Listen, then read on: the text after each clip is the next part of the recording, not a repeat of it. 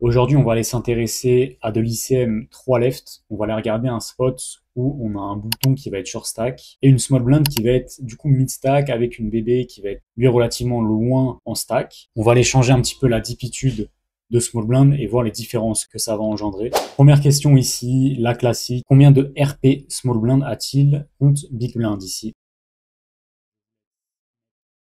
Le RP de small blind ici est aux alentours de 22%, ce qui est énorme. On va voir les implications que ça va engendrer. Mais du coup, question ici, est-ce que dans ce spot, le spot qu'on a vu, bouton à 5 blindes, SB à 10 blindes, BB 60 blindes, est-ce que ici, small blind va avoir du limp? Je vous laisse mettre la vidéo en pause et réfléchir.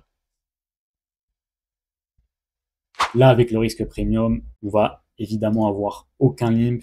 La range va ressembler à ça. Ça va vraiment être que du jam, très linéaire. N'oubliez pas qu'on a 22% de RP, donc on va pas pouvoir jam énormément de mains. On voit des gens qui vont jam un peu trop bas ici. Je pense que ça va prendre toute la ligne des D6 off et aller chercher beaucoup plus bas dans les suits. Mais faut pas oublier ici qu'on a vraiment 22% de RP, donc on veut entre guillemets vraiment pas se tromper quand on vient de jam. On change de spot maintenant, exactement la même chose, sauf qu'on a rajouté 5 blindes à small blind et il se retrouve maintenant à 15 blindes. Essayez de deviner encore le risque premium, à combien maintenant il va s'élever.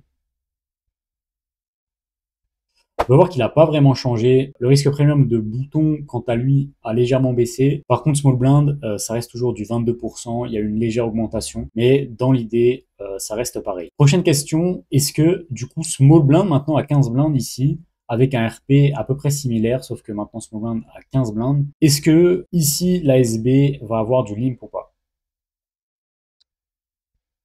Et la réponse est toujours non. Alors dans le sol, il y en a un petit peu, donc c'est vraiment pas vraiment significatif. On peut voir que principalement, encore une fois, dû au risque premium et le fait qu'on soit OOP, on a juste envie d'aller fast plant et quitter. Et là, encore une fois, on peut voir qu'on est vraiment très tight. Je pense qu'ici, les gens vont pas assez respecter l'ICM.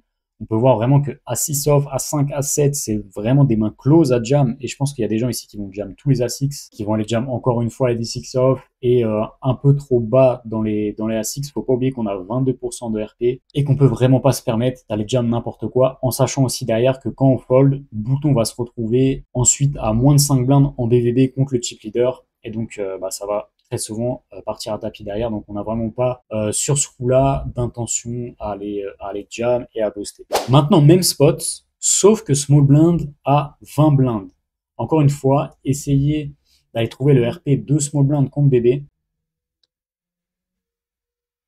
Et là, étonnamment, on peut voir que le RP du coup de bouton a baissé, mais le RP de small blind contre BB a baissé comparé à tout à l'heure. Il a baissé de 0,3%. On a pu penser que celui-ci allait augmenter, mais en fait, c'est dû à quoi? C'est dû à tout simplement que tout à l'heure, quand on avait 15 blindes, si on perdait un coup contre bouton, on allait toujours se retrouver mid-stack. C'est-à-dire qu'à 15 blindes, on allait passer à 30, et BB, pardon, lui allait passer à 45. Ici, il se passe quoi? C'est que si small blind gagne le coup contre BB, small blind va passer à 40 blindes et BB, lui aussi, va passer à 40 blindes. Donc en fait, en doublant, on va sortir de cette pression. C'est pour ça que le RP, en fait, n'a pas vraiment augmenté. Toujours la même question ici. D'ailleurs, petit aparté, c'est vraiment comme ça que je vous conseille d'aller travailler de manière générale le poker, mais surtout les spots ICM.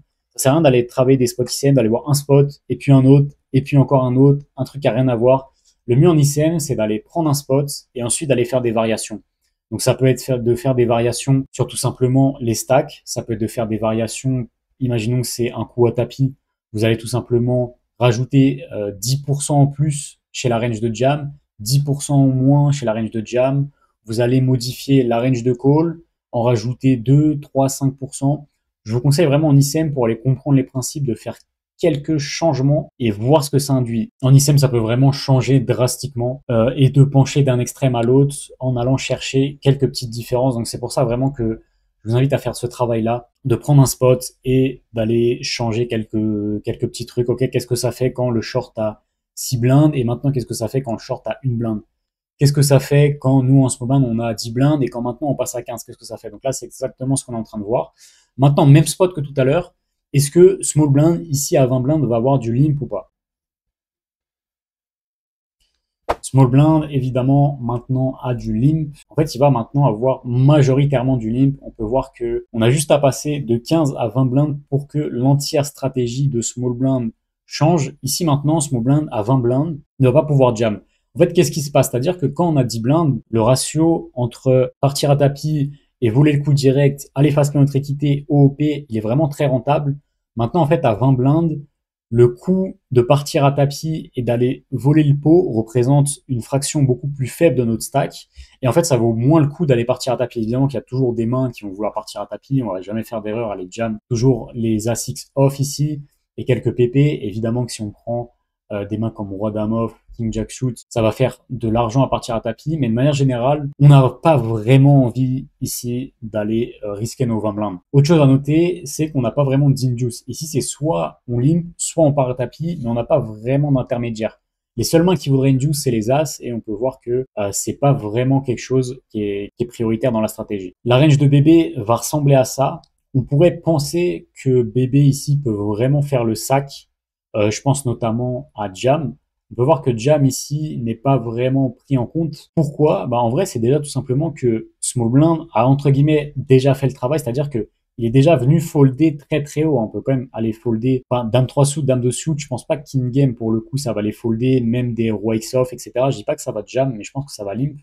Et du coup, bah, étant donné que Small Blind, ici, à l'équilibre, a déjà foldé énormément, bébé derrière peut pas forcément se permettre d'aller faire le sac, que ce soit en jam ou en ISO. On peut voir que les gearbage sont pas ISO pure fréquence tout simplement, que small blind ici a déjà foldé énormément. Petite question bonus. Alors imaginez qu'on est dans un pot limpé. Small blind a limpé, bébé a check back. Small blind a décidé de check le flop. Ça va être un check pure fréquence en théorie sous ICM ici. On a paire de dames. Donc on a check en small blind. Bébé a bet une blinde. Comment ici vous jouez les dames sur un board valet 7-3 rainbow?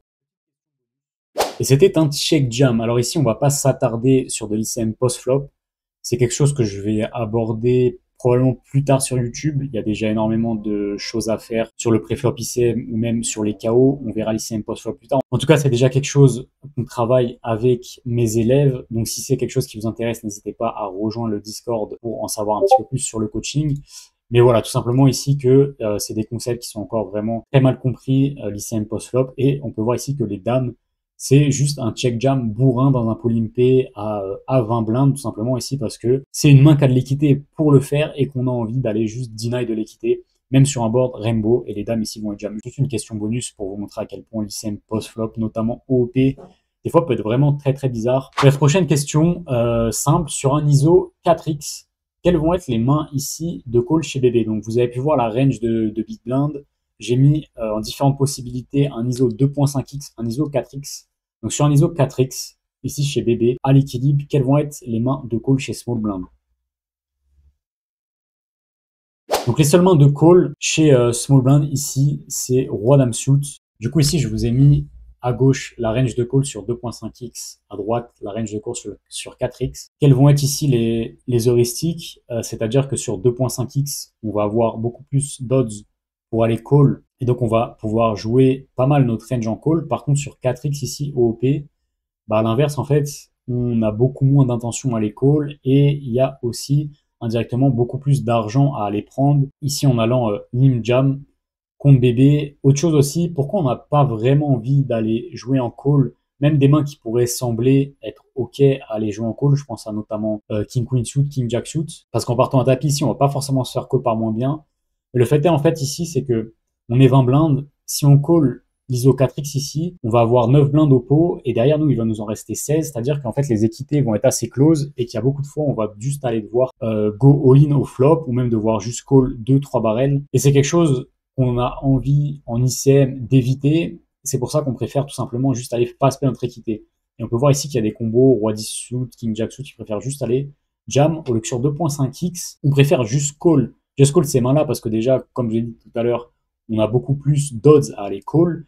Mais à l'inverse, en fait, on va moins, vu que le SPR sera plus faible, sera plus haut, pardon, on aura moins ce truc de devoir forcément aller go sur des flops ou devoir call plus souvent des 2 et des 3 barrels. C'est pour ça que sur 4x, on va décider de plus jam OOP, et que sur 2.5x, on va pouvoir beaucoup plus call. Question bonus ici, il y a beaucoup de joueurs qui font l'erreur pour aller calculer leur risque premium, c'est d'aller regarder la différence de stack entre le mid stack ici qui va être small blind et le short stack ici qui va être bouton. Ici, j'ai extrapolé le trait. Donc, on a vraiment un short stack. On a du coup un mid stack ici, small blind, et on a une big blind à 250 blindes deep. Combien ici vous estimez, c'est un spot qui va rarement arriver, honnêtement, mais à combien vous estimez le RP de small blind? Bon, ici, c'est complètement délirant. Small blind à 32% de RP. Le seul truc ici que je veux vous montrer, c'est que il faut pas prendre en compte que le mid stack et le short stack. Il faut aussi prendre en compte à quel point on est loin de la big blind. Plus on va être loin en stack de la big blind, plus en fait doubler va avoir très peu d'intérêt parce qu'en fait on va presque très rarement prétendre à la première place. Au moins on prétend à la première place, au plus on va avoir de RP. Et donc du coup ici on se retrouve avec 32% de RP. Et comment on joue une small blind avec 32% de RP à 20 blindes deep? Ben, on joue pas. Tout simplement en fait on joue pas. Même les as ne veulent même pas induce, ça préfère jam direct. Je pense que c'est plus que les as pourraient induce, mais c'est plus que il veut tellement pas mettre de main dans le call que je pense qu'il préfère juste jam les as direct. On peut voir qu'on est vraiment genre super tight. On peut même les 9 sont un fold, c'est vraiment aberrant. Ce qui est pas aberrant quand on se prend un jam, mais ce qui est vraiment aberrant quand on peut juste open jam, c'est un fold. Bref, ici, c'était juste un petit bonus. Quand on a 30 blindes de RP, 20 blindes deep, on peut juste pas jouer. Autant juste fold range et ce sera plus simple.